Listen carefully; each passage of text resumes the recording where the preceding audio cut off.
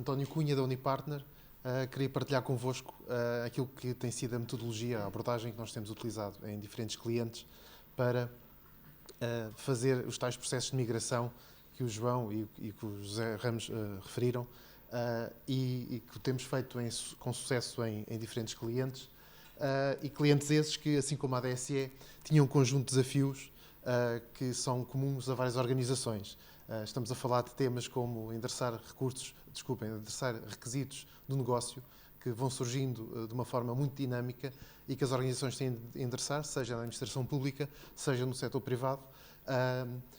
Temas relacionados com continuidade de negócio. O João Ridim referiu as questões relacionadas com ter hoje a capacidade de, no seu data center, conseguir, em caso de haver algum azar, que muitas vezes acontece, conseguir recuperar os serviços em Azure e tendo feito um investimento muito mais reduzido do que aquilo que faria se tivesse que montar um data center num outro edifício, como os planos que vocês conhecem que acontecem por vezes em algumas organizações e que, fazendo uma análise custo-benefício, claro que o Azure é muito mais ágil, muito mais flexível e claramente consegue responder muito mais facilmente a esse tipo de desafios. A nossa visão destes objetivos das organizações também são suportados por estudos de diferentes analistas que referem que é de alguma forma transversal a forma como as organizações os têm que atingir para estarem atualizadas face àquilo que são as exigências das suas áreas de negócio. Peço desculpa que já avancei aqui um slide que não era suposto. A nossa visão do data center atual e moderno é composto por vários vetores. É claramente um data center híbrido. Nós hoje, não me recordo, temos projetos onde vamos a um cliente implementar servidores físicos ou só servidores físicos e storage local. Cada vez mais, ou quase sempre agora, os componentes são implementados em cenários híbridos e muitas vezes são só em híbridos são só cenários em Azure, que tornam as infraestruturas híbridas e que permitem, de alguma forma, que o cliente tenha as tais funcionalidades acrescidas que não tem no seu data center, ou que teria no seu data center, mas teria que fazer investimentos em custo, em tempo e até em risco muito mais avultados do que adotando tecnologias em Azure. A nossa abordagem é uma abordagem que passa inicialmente por uma fase de recolha de informação e aqui esta abordagem de migração é idêntica, em grande parte, também quando estamos a fazer um processo de implementação de novos serviços em Azure numa infraestrutura em soluções existentes. Portanto, temos que conhecer aquilo que existe, temos que desenhar uma estratégia, uma visão e implementá-la e depois fazer as migrações necessárias. Depois de fazer a implementação e a migração, é claramente necessário assegurar que são geridos, são mantidos, são otimizados. O facto de fazermos uma migração para a Azure num determinado momento é um passo significativo na inovação, mas a inovação não termina aí, deve ser um processo contínuo. Há pouco também o João referia aquelas questões de otimização, de fazer o scale-up, scale-down, consoante as necessidades, é um exemplo desse tipo de otimizações, mas há outros tipos. E entrando aqui um pouco nas vertentes de análise que tem que ser, de recolha de informação e análise que têm que ser realizadas, tem que ser uma interação muito próxima entre a equipa de consultoria e o cliente. O cliente conhece o que tem hoje, conhece as suas aplicações, conhece as suas infraestruturas, conhece os requisitos de negócio e, portanto, tem que haver um conjunto de sessões de partilha, um trabalho conjunto para atingir esses objetivos. Análise de informação, que geralmente os clientes têm, outras vezes nem tanto, temos que escavá-la, temos que ir à procura dela e as ferramentas dão-nos aí uma boa ajuda. Portanto, fazer um processo de descoberta usando ferramentas Microsoft, como por exemplo o Azure Migrate, ou ferramentas específicas que podem ser utilizadas para casos concretos, ferramentas essas que são mais específicas para determinados tipo de tecnologia para o qual queremos fazer o assessment e que também nos dão esse tipo de resultados. Estas abordagens permitem, por um lado, identificar a nível tecnológico rapidamente aquilo que queremos conhecer, mas também é importante nós conhecermos os outros vetores. Não é só a tecnologia que vai ser o decisor de qual será o melhor caminho. Há decisões relacionadas com as políticas da organização, com os objetivos que querem atingir, quais são as suas visões estratégicas enquanto negócio para o futuro, e, portanto, isso também vai, de alguma forma, condicionar ou orientar aquilo que são as fases seguintes de desenho e de implementação. Temas como segurança, compliance e também outros requisitos regulatórios são fundamentais para definir qual será o melhor caminho e, claro, as componentes tecnológicas, nos seus diferentes eixos de análise, também são importantes conhecer e irão condicionar aquilo que será as fases seguintes de desenho. Relativamente ao assessment, só para partilhar convosco também alguns exemplos de quais são os materiais que nós executamos neste tipo de análises, que permitem depois fundamentar as fases seguintes, porque as fases seguintes geralmente são de investimento, são decisões que têm que ser devidamente fundamentadas e são importantes para este tipo de estudo relacionado com o que existe hoje, qual é o nível de maturidade, qual poderão ser as opções a seguir. Nas vertentes de desenho, o que temos constatado, ou de desenho da estratégia, o que temos constatado é que, embora as vertentes tecnológicas sejam sem dúvidas fundamentais, têm um peso significativo, mas mais do que isso, é a análise e a justificação de porque é que determinados vetores, determinadas opções, qual é o peso que essas opções têm e que valor é que trazem para o negócio. A decisão tem sido mais...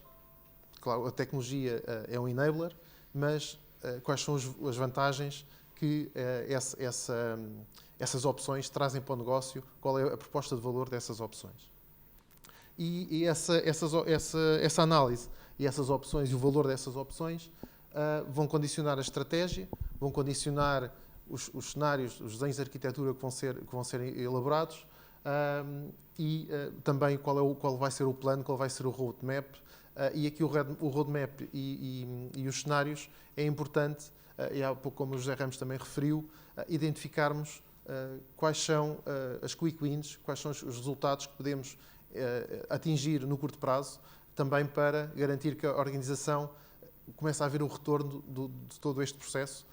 E também queria partilhar convosco que este processo não estamos a falar de um processo de 4 meses, nem de 6 meses, estamos a falar, consoante também aquilo que é cada um dos casos, mas há casos, pensando aqui na ADSE, há situações em que é 1 a 2 semanas, que é um âmbito mais contido, consegues analisar se é viável ou não implementar o DR com um conjunto de determinadas opções, desenhar qual é a arquitetura recomendada e depois passar para a fase de migração.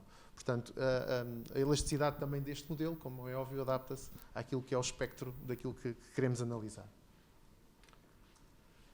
E também há alguns exemplos de materiais que elaboramos para diferentes projetos e, portanto, que permitem também ter uma visão estruturada e fundamentar essas opções para as diferentes hierarquias dentro das organizações. Relativamente ao processo de migração, há pouco o José Ramos falou nos 5 R's e claramente depois de se identificar o que existe hoje, o que é que se quer atingir, quais são os melhores caminhos, o processo de migração é também fundamental. O rehost é tipicamente aquele que tem sido mais utilizado, é o caso também da ADSE, que depois foi complementado com a implementação de outros componentes que depois já vamos detalhar nas apresentações seguintes. A definição do método, portanto, é importante. Fazer um planeamento detalhado de como chegar lá e definir também quais são os critérios de validação. Portanto, é importante, desde logo de partida, definirmos como é que vamos considerar que a nova infraestrutura ou os novos serviços que estamos a acoplar a uma infraestrutura existente estão aptos para fazer essa transição. Uma estratégia muito utilizada e que nós também temos utilizado e recomendamos que continue a ser utilizada é, sempre que possível, e na maioria dos casos é possível, é instanciar em Azure um ambiente idêntico àquele que existe on-premises e com base nesse cenário fazer um conjunto de testes isolados e isso também é um garante de que podemos avançar para as fases seguintes e que todos os pressupostos que consideramos nas fases de análise são viáveis. Correr um conjunto de testes e, sempre que possível, automatizá-los e, portanto, dessa forma garantir que são mais exaustivos e também são feitos de uma forma mais rápida e mais precisa. E um fator que não podemos descurar é a parte de gestão da mudança. Estamos a colocar numa organização, numa equipa, numa nova infraestrutura, um conjunto de novos componentes que têm que ser geridos, que têm que ser mantidos depois da implementação. E, portanto, a transferência de know-how é importante. Não estamos a falar de um cenário muito complexo. O Azure não é complexo, antes pelo contrário, mas são componentes novos que vão entrar no dia-a-dia de uma equipa. E, portanto, essa vertente de gestão de mudança, no nosso entender, não pode ser descurada. A última fase é efetivamente o cut-off, portanto, testamos que o cenário em Azure, os serviços em Azure estão a responder como desejável, e então fazemos a transferência do serviço para o Azure, paramos os serviços que estão on-prem e depois garantimos um acompanhamento ao cliente para assegurar que nos primeiros dias há um apoio de maior proximidade. Não tem acontecido surpresas, o João é testemunho disso, mas pelo menos há sempre a nossa disponibilidade para estar presente e para ajudar caso seja necessário. Depois da migração, como referi há pouco, é importante manter a infraestrutura gerida, manter a infraestrutura, os serviços Azure geridos e atualizados. Como também já foi dito, é um passo importante e muito significativo a incorporação de serviços em Azure para modernizar, para atualizar, para criar novas características, por exemplo, de elasticidade, flexibilidade, agilidade, que nem sempre temos nas infraestruturas on-prem, mas há um conjunto de outros vetores que não podem ser descurados. E é nesses casos que também consideramos que os projetos de migração ou de implementação destes serviços têm que os contemplar. E, essencialmente, é o que tinha para partilhar convosco. Não sei se há questões.